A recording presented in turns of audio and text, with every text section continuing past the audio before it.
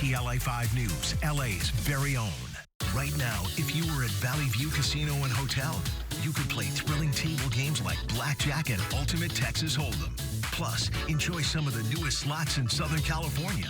Only at Valley View Casino and Hotel. Today, the history and hotspots of West Hollywood. Hometown pride from WeHo. Today starting at 8 a.m. on the KTLA 5 Weekend Morning News. Good morning, I'm Erin Myers. Calls for a humanitarian pause in the war between Israel and Hamas are on the rise. All the latest coming up. And a deal could be in sight for SAG-AFTRA members. The latest on negotiations ahead. Plus, a pair of pet alligators found inside of a home. Wait until you see what happens next.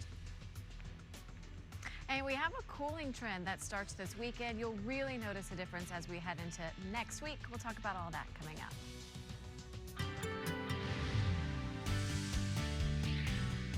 Good morning and welcome to the KTLA Weekend Morning News at 6 a.m.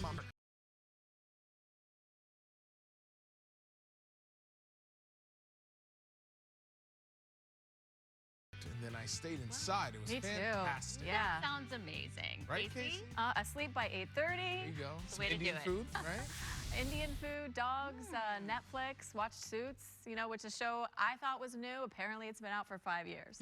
All right, this is what we're seeing this morning along the coast. Other areas as well. Dense fog advisory is in effect for some of us, and we'll talk about that coming up in just a bit. But temperatures currently 54 at LAX, 53 in Burbank, 69 in Santa Ana, and 55 in Ontario. And here's what we can expect for temperatures this afternoon. 79 for Long Beach, 87 in Van Nuys, 88 for Riverside, 91 in Palm Springs, and 67 degrees in Big Bear. And we'll talk about the rest of the weekend coming up. Casey, thank you.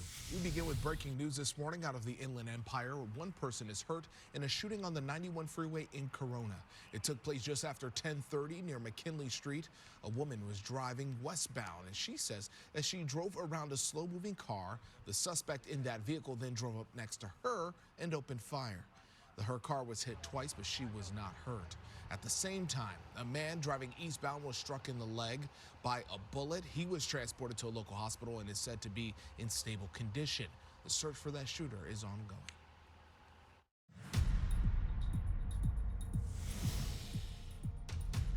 Now to the growing conflict in the Middle East. Israel facing mounting pressure to pause the fighting in Gaza to protect civilians and allow more aid into the region. But Israel insists that no temporary ceasefire deal will be reached until Hamas releases their hostages.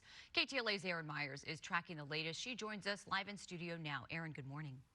Good morning to you both. More airstrikes were reported in Gaza today as Israel continues to intensify their ground operations, saying that they have encircled Gaza from the air, land, and sea. Yesterday, Israeli Prime Minister Benjamin Netanyahu said they are going full steam ahead unless the hostages held by Hamas are released.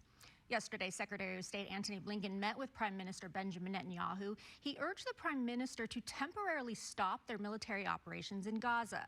The Prime Minister rejected that, saying operations would only halt if the more than 200 hostages held by Hamas were released. Blinken spoke yesterday, saying he understands the difficulties Israel was facing. Hamas doesn't care 1 second or 1 iota. It cynically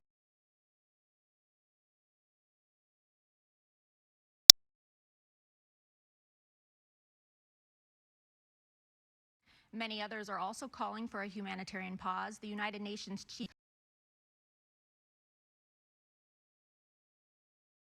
officials with the UN say humanitarian law must be. The health ministry in Gaza says the Palestinian